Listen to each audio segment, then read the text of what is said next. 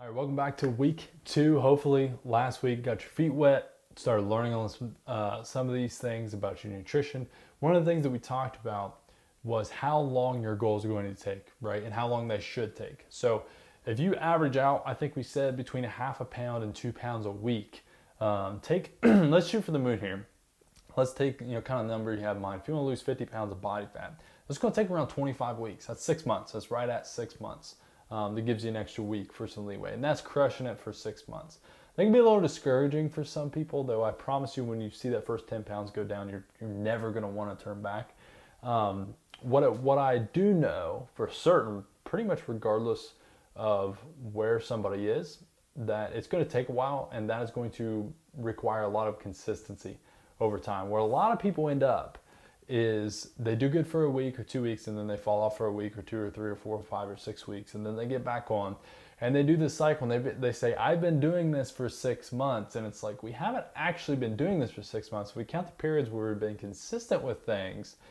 It's generally only a month, and it just took 6 months to accumulate that much time of being on, if you will. That's why we favor lifestyle change, and we focus on habit development. We do habit coaching with our clients, right? So this just becomes natural. And why the foundation of our habit coaching is what I'm going to talk to you about today, at least in one regard. We're going to talk about one of the 3 areas. So if you are going to have to do something day in and day out, and every day you have to do these things, and you are stressed out, you're overwhelmed, your head's going to explode. Just imagine when you're most stressed, imagine that moment, how you feel. And now you got to meal prep, now you got to work out, now you got to do all these other things. And you're tired. Imagine what's like when you wake up at 4 in the morning, you haven't slept, right? And you're overwhelmed, and you're starving, okay? And now you got to do all these other things, right? That is not a situation, that's not an environment where you are going to be successful. Maybe for one day, maybe for 2 days, but for 6 months in a row, it's not going to happen, right? To create consistency, we don't have to push the gas. We're not going to push the gas harder to create consistency. What we're going to do is remove the brakes. Take the handbrake off. If you imagine with me for a second, a car, this really souped up, vehicle, and it has these giant handbrakes just ripped to the ceiling, and you start slamming the gas and pushing harder and harder and harder. What's going to happen? You're going to go anywhere? You might move a little bit. You know what's going to happen? You're going to burn some things up. You're going to break some things. That's what most people do in their fitness, and that's why everybody fails. And that's why I'm telling you this here today, so that I can remove your brakes and you can start to make actual forward progress. So, what are the brakes? I kind of mentioned them there for a second. It's going to be sleep, stress, and hunger. When you're sleepy, when you're tired, when you're exhausted, when you're overwhelmed, when you're starving, you do not make the best decisions for your goals because you can't think clearly, because it's an immediate threat to our survival, says our brain. Fix it. Don't worry about trying to get jacked. Don't worry about looking great. Don't worry about improving your health. Don't worry about getting off that medication, right? Fix this right now. If we put ourselves in those situations too many times, we're going to fail long term. So what we're going to do today, we're going to talk about hunger. So we're going to talk about sleep and stress here soon, I believe next week.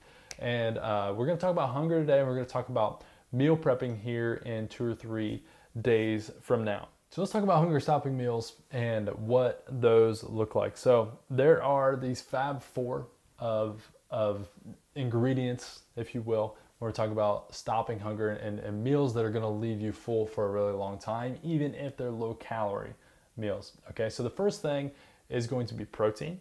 The next is going to be fat content, and then fiber, and then greens and/or micronutrients.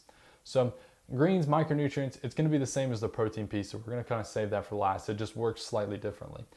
Fiber is going to slow down your digestion, right? It's just going to make things take longer to digest, and so that means you're going to have more nutrients slowly going into your bloodstream for a little bit longer. It's also going to slow down the glucose spike. So when you eat, you have an increase in your blood sugar.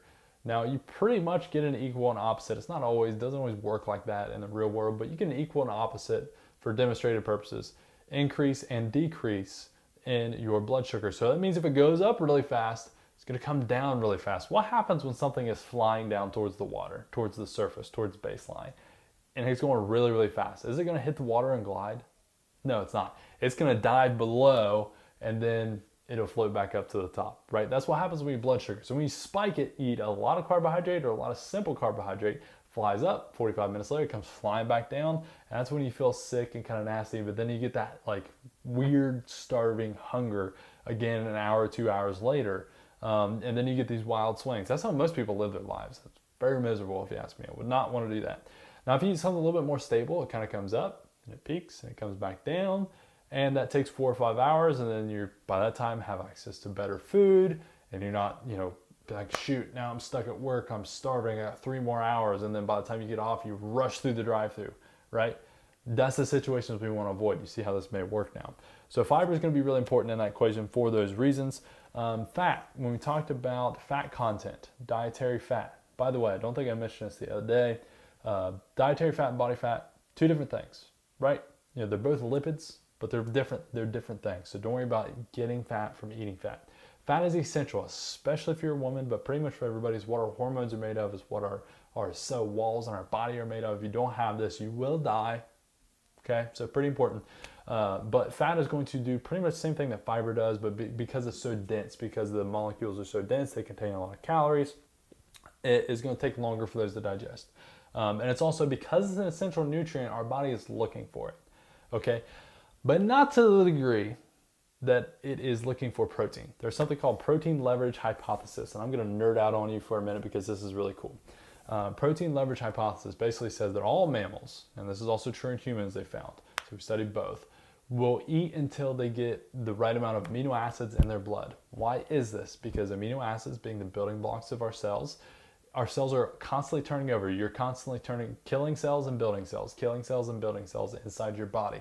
Now, if this isn't happening, things live for too long. That's what we call cancer. It's not a very good thing. So what we want to see happen is your body has all the amino acids and the things that it needs in order to fulfill all these processes. If it doesn't, it's going to make you go out and search for food. So basically what we need is a steady supply of protein all the time, which means every meal you eat should contain some protein. I really want to get into muscle-centric medicine and how it's 3 grams of leucine per meal, which is 30 grams of protein. So you can just trust me and take that, but I'm not going to bore you with all that, as cool as it is. But we have to have a steady supply of protein in our blood. So if you eat a meal with fat and fiber and greens, you're going to be less hungry than if you ate Skittles. But if it doesn't have any protein, you're still going to be hungry pretty quickly thereafter. We have to have protein at every single meal. So what I see a lot of people do is snacking a lot, not eating full meals for whatever reason. So this isn't, we don't live in a perfect world. This doesn't always work out this way, but as many hunger stopping meals with protein, fat, and fiber, and then bonus if you can get some micronutrients like some vegetables, some color in there, that's a big bonus as well. Right? So if we do those, you're going to be full for a long time. Your hunger is going to be even and steady. You're not going to find yourself starving.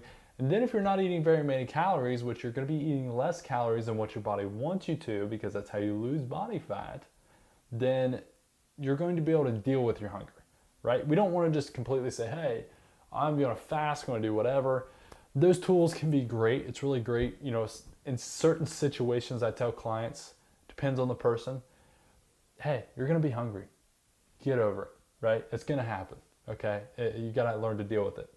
But we don't want to do it to a point where we completely neglect our body, and especially if we're not eating right. If we're not eating right and we're hungry, that's a bad situation. So that is a hunger stopping meal. So what I want you to do, I have an action step here for you, is to use our meal guides and recipes to plan your groceries so that you can prep hunger stopping meals.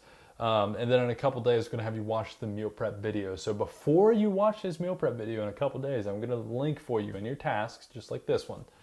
I want you to use our meal prep guides and our food guides and all these things for you to create a grocery list so that you can meal prep here in just a couple days. You don't have to do it right away, but I want you to be prepared when we go into this. So just have a general idea, maybe some recipes, some things that you're going to meal prep, and I'll show you exactly how to do that here in just a couple days. The other thing is I want you to buy some glass meal prep containers, which I also linked for you here. You may have already seen that.